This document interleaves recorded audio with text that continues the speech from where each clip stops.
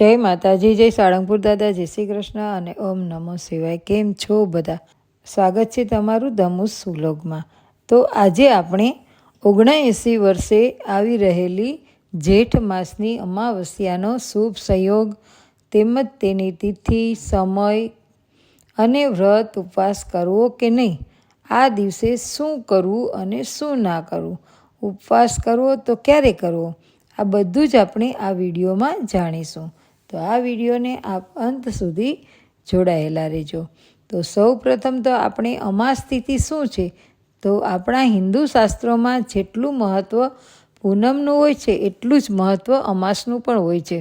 અમાસ તિથિ એ હિન્દુ પંચાંગ અનુસાર 30મી તિથિ ગણાય છે અને આ દિવસે એટલે કે મહિનાની છેલ્લી તિથિ ગણાય છે અને આ દિવસે ચંદ્ર શૂન્ય કળામાં હોય છે એટલે ચંદ્રોદય થતો નથી। અમાસ તિથિના દેવ પિતૃ છે અને આ અમાસ તિથિના દિવસે સ્નાન, દાન, જપ, તપ તથા પિતૃ તર્પણ માટે ઉત્તમ દિવસ માનવામાં આવે છે। અમાસના દિવસે પિતૃઓ માટે પિંડદાન કરવાથી તેને તૃપ્તિ મળે છે અને પિતૃઓને વૈકુંઠ તરફ વાસ મળે છે। આ વર્ષે 2025 જેઠ માસની અમાસની તિથિ છે તે 24 જૂન 2025 અને મંગળવારે સાંજે 6:58 શરૂ થઈ જશે અને તેની સમાપ્તિ છે તે 25 જૂન 2025ને બુધવારે સાંજે 4:04 સમાપ્ત થશે। તો આ અમાવસ્યા એટલે કે અમાસ છે એ 25 તારીખે બુધવારે પિતૃ તર્પણ અને સ્નાન કરવાનું રહેશે। તો આ તિથિ પિતૃઓને અર્પણ છે। આ દિવસે કેટલાક કાર્ય પિતૃઓને અર્પણ થાય છે અને તેનું પુણ્ય આપણને મળે છે। તો અમાસને દિવસે શું કરવું જોઈએ? અમાસ તિથિ સવારથી એટલે કે સૂર્યોદય થાય ત્યારથી બધા કાર્ય કરવામાં આવે છે। પહેલું જોઈએ તો અમાસ તિથિના દિવસે સ્નાન સાથે દાનનો મહિમા ખૂબ જ છે। અમાસ તિથિના દિવસે પવિત્ર નદી કે જળાશયમાં સ્નાન કરી અને તેનું મહત્ત્વ આપણે વધારવું જોઈએ। જો નદીમાં સ્નાન ન કરી શકે તો ઘરમાં રહીને સર્વ નદીઓનો મંત્ર બોલી અને ધ્યાન કરી અને સ્નાન કરવું જોઈએ અને શક્ય બને તો પાણીમાં ગંગાજળ ઉમેરી અને સ્નાન કરવું જોઈએ।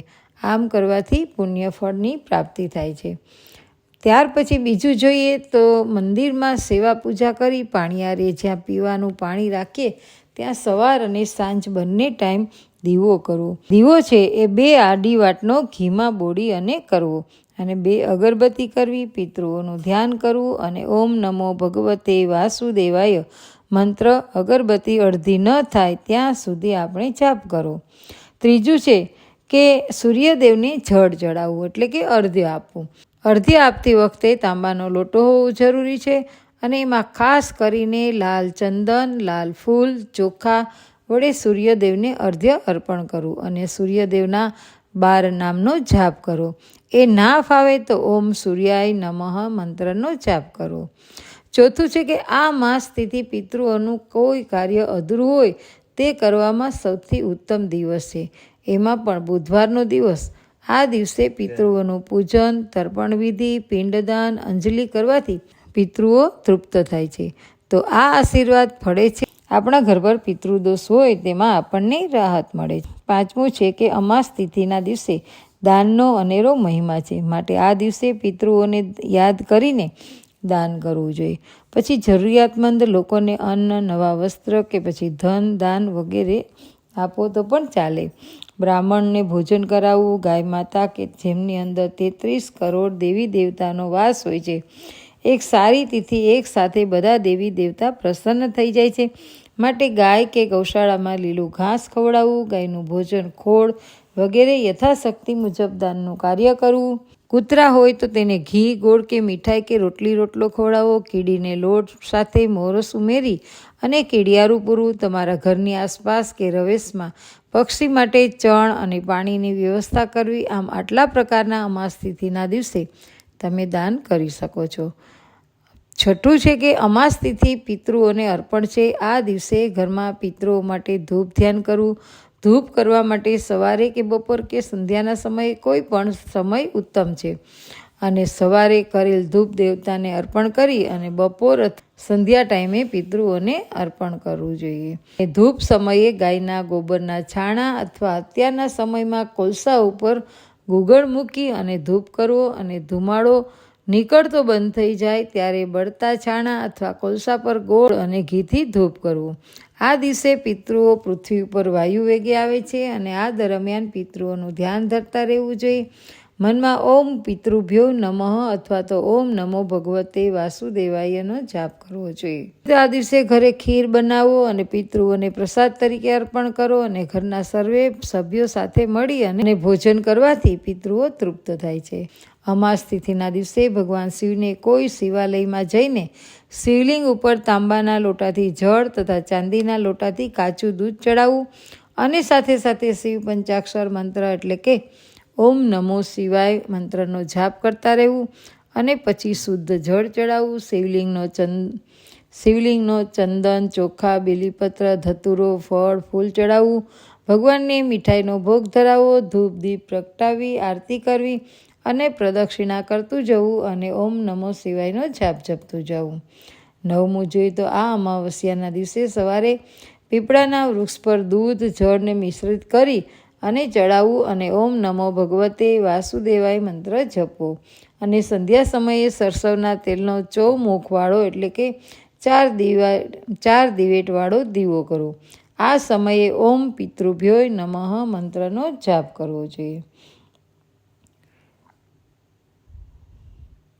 તો હવે આપણે સાંભળીશું પિતૃની વાર્તા એટલે કે પિતૃઓ માટેની પિતૃ અમાસની વ્રત કથા. એક નાનકડો ઉપાય એવો છે કે જે પિતૃ આપણા ઉપર પ્રસન્ન થાય છે. એક પુરાણ સમયની વાત છે. એક નગરમાં અગ્નિશ્વાત અને બહિષ્પદ નામના અતિ પવિત્ર પિતૃદેવ રહેતા હતા. તેમની માનસ કન્યાનું નામ અક્ષોદા હતું. આ અક્ષોદાએ ભાદરવા મહિનાની શ્રાદ્ધ પક્ષની સર્વ પિતૃ અમાસના દિવસે પિતૃઓને પ્રસન્ન કરવા તપ કર્યું હતું અને કઠોર તપસ્યાથી પ્રસન્ન થઈ બધા પિતૃદેવતા અક્ષોદા સામે પ્રગટ થયા. એ સમયે અક્ષોદાનું ધ્યાન વિચલિત થઈ એક જ તેજસ્વી પિતૃ અમાવસુ તરફ ગયું. કાંઈ કર્યા વગર એકી ટસે તે જ પિતૃને તે જોઈ રહી. તેણે અમાવસુને કહ્યું કે વરદાનમાં તમે કે મને સ્વીકારો. હું તમારી સાથે રહેવા ઈચ્છું છું અને જીવન માંડવા ઈચ્છું છું. અક્ષોદાના આ વચન સાંભળી અને સર્વ પિતૃદેવતા ગુસ્સે થઈ ગયા. તેમણે તે ક્ષણે શાપ આપ્યો કે પિતૃલોકથી પૃથ્વીલોક જજે. આ સાંભળીને અક્ષોદા કરેલી પોતાની ભૂલ ખબર પડી તથા તે માફી માંગવા લાગી. ત્યારે પિતૃએ તેને માફ કરી અને શ્રાપમાંથી મુક્તિ માટે તેને કહ્યું કે મત્સ્ય કન્યા સ્વરૂપે જન્મ લેજે. પરમપિતા બ્રહ્માના વંશજ મહર્ષિ ઋષિ પારાશર તે મત્સ્ય કન્યાને પતિ સ્વરૂપમાં મળશે અને તેના ગર્ભમાંથી ભગવાન શ્રી વેદ વ્યાસ જન્મ થશે. તે પછી શ્રાપ મુક્ત થઈને તે ફરીથી પિતૃલોકમાં આવી જશે. પિતૃઓએ તેમાં રહેલા અમાવસ્યુના ખૂબ વખાણ કર્યા અને તેમને વરદાન આપ્યું કે તમારા સૌંદર્ય અને સ્ત્રી સામે પોતાના મનને ભટકવા ના દેતા પોતાના સંયમ અને નિયમની ઉપર એકનિષ્ઠ રહ્યા માટે આજથી આ તિથિ તમારા નામની અમાવસ્યુ સ્વરૂપ ઓળખાશે. આ દિવસ તો ખૂબ નાનો છે. આ દિવસે સંધ્યા સમયે ઘરમાં ધૂપ કરો. શક્ય હોય તો ગાયના ગોબરના છાણાનું ધૂપ કરો. એમાં ખાસ કરીને ગોળ અને ઘી તેના ઉપર રાખી અને ધૂપ કરો અને ઘરના દરેક ખૂણા અને દિશામાં તે ફેરવો. તો હું આશા રાખું છું કે તમને આ વિડીયો પિતૃઓ વિશેની માહિતી અચૂક ગમી હશે, પસંદ પડી હશે તો વિડીયોને લાઈક કરજો, શેર કરજો અને મારી ચેનલમાં પહેલી જ વાર આવ્યા હોય તો ચેનલને સબસ્ક્રાઈબ કરી દેજો. ફરી મળીશું નવા વિડીયો સાથે. ત્યાં સુધી બધાને જય શ્રી કૃષ્ણ.